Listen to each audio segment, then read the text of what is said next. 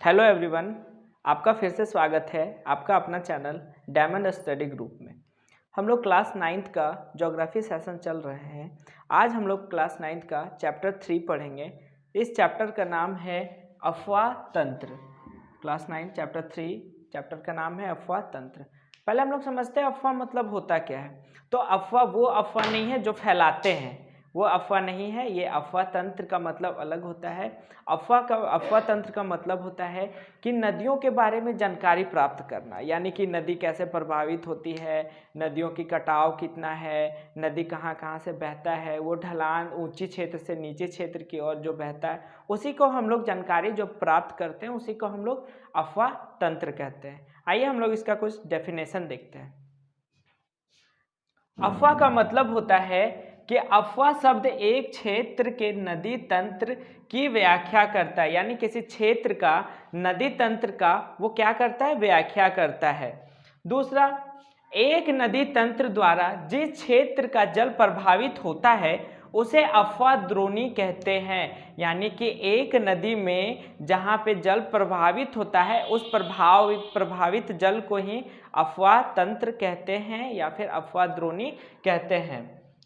उसके बाद हम लोग समझते हैं थर्ड पॉइंट कि कोई भी ऊंचा क्षेत्र जिसे पर्वत और उच्च भूमि दो पड़ोसी अफवाह को एक दूसरे से अलग करती है, एक प्रकार का उच्च भूमि को जल विभाजन कहते हैं। यानी कि हम लोग समझते हैं कि ज़्यादातर नदियाँ बनती कैसी है, तो दो पर्वत या फिर दो ऊंचा क्षेत्र होता है और उसी का जो ढलान वाला क्षेत्र होता है वहीं से वो पानी प्रभावित होता है, तो इसी को हम लोग बोलते हैं जल विभाजक। यानी कि दो द्रोणियों के बीच से जो पानी बीच में प्रभावित होता है उसी को बोलते हैं जल विभाजन। यानी वो पानी तो नीचे से ही जाएगा, जेन्युइन सी बात है, क्योंकि पहाड़ के ऊपर से तो पानी आएगा नहीं। जब भी पानी बारिश होता है तो वो पहाड़ के ढलान की ओर पानी बहता है, तो वो ढलान की ओर पानी बह के एक नदी का निर्माण करता है और उसी को बोलते हैं जल विभाजक। आइए हम लोग चित्र के माध्यम से इसको समझ सकते हैं। यहाँ पे देख सकते हैं कि ये दो पर्वत है या फिर दो ऊंचे स्थान है, और ये दोनों ऊंचे स्थान में जब बारिश होगा या फिर पानी प्रभावित होगा तो ये पानी कहाँ जाएगा, बीच में ही जाएगा, और ये बीच वाला भाग ही क्या बनता है, तो नदी बनता है, नदी बनता है, और इसी को हम लोग बोलते हैं जल विभाजक। यहाँ पे यही पॉइंट बताता है।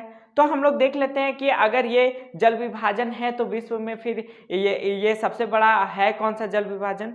तो यहाँ पे लिखा हुआ है कि विश्व का सबसे बड़ा अफवाह द्रोणी अमेजन नदी है, यानी कि जो हमारा पूरा वर्ल्ड है उस वर्ल्ड में सबसे बड़ा अफवाह द्रोणी या फिर सबसे बड़ा नदी भी बोल सकते हैं, वो कहाँ है, तो अमेजन नदी को ही कहा जाता है। चलिए हम लोग आगे कंटिन्यू करते हैं। तो देखिए ये चैप्टर हम लोग नदियों के बारे में जानकारी देती है, और हम लोग पूरे विश्व स्तरीय नदियों के बारे में नहीं जानेंगे इस चैप्टर में। बेसिकली 9th क्लास में हम लोग को जानना है कि भारत में नदियों का बहाव क्षेत्र और कौन सी नदी भौगोलिक दृष्टि से कहाँ पे बहती है। तो हम लोग देखते हैं कि भारत में बहुत सारी लंबी लंबी नदियाँ और बड़ी बड़ी नदियाँ प्रभावित होती है। तो उन नदियों को, भारत की नदियों को दो भागों में विभाजित किया जाता है। पहला है हिमालय नदी, दूसरा है प्रायद्वीपीय नदियाँ। हम लोग समझते हैं कि भारत एक बहुत बड़ा देश है और इसका जो भौगोलिक जो स्थिति है, बनावट है, वो बहुत अलग है। कहीं पे ऊंचे ऊंचे पर्वत है, कहीं पे रेगिस्तान है, कहीं पे समतल इलाका है, कहीं पे तटीय क्षेत्र है। तो सब जगह आकार के स्थिति के अनुसार ही नदियाँ प्रभावित होता है। देखिए कोई नदियाँ क्या होता है कि सालों भर प्रभावित होता है, कोई नदियाँ मौसमी नदी होती है, यानी कि बारिश होगा तब पानी गिरेगा, नहीं तो फिर प्रभावित होगा, नहीं तो फिर नहीं होगा। तो भारत को हम लोग दो भाग में भारत को नदियों को रखा जाता है। पहला रखा जाता है हिमालय नदी। हिमालय नदी मतलब समझ सकते हैं कि हिमालय से जितने भी नदियों का उद्गम होता है, जितने भी नदियाँ वहाँ से निकलती है, वो सारी नदियाँ आती है इस वाले द्रोणी में, हिमालय द्रोणी में। अब देखिए ये नदी का खासियत क्या है, तो ये ऐसी नदियां हैं जो सालों भर प्रभावित होती है, यानी कि ये नदी कभी भी सूखता नहीं है। हम लोग उदाहरण के लिए देख सकते हैं सिंधु नदी, हम लोग देख सकते हैं ब्रह्मपुत्र नदी, हम लोग देख सकते हैं गंगा नदी। ये तीनों नदियां कहाँ से निकलती है? हिमालय से निकलती है, और ये तीनों नदियां सालों भर बहती है। तो ये नदियां हैं जो सालों भर प्रभावित होती है। प्रायद्वीपीय नदियों में ये पहला हिमालय का नदी, यानी हिमालय से जितने भी नदियां निकलते हैं ये सारी नदियां सालों भर बहती है।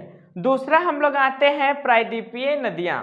प्रायद्वीपीय नदियां ये भारत के दक्षिणी छोर से प्रभावित होता है, यानी कि हम लोग अभी जो हिमालय नदी देख रहे थे ये भारत में कहाँ स्थित है? उत्तर दिशा में स्थित है। और जो प्रायद्वीपीय नदियां हैं ये भारत के दक्षिणी दिशा में उपस्थित है, और ये नदियां मौसमी नदी होती है, यानी कि अगर तेज बारिश होगी तो पानी रहेगा, सूखे के दिन में ये नदियों में बारिश नहीं, पानी प्रभावित नहीं होती है। प्रायद्वीपीय नदियों में सबसे बड़ी जो नदी है वो है गोदावरी नदी, और इसको भारत का दूसरी गंगा नदी भी कहा जाता है।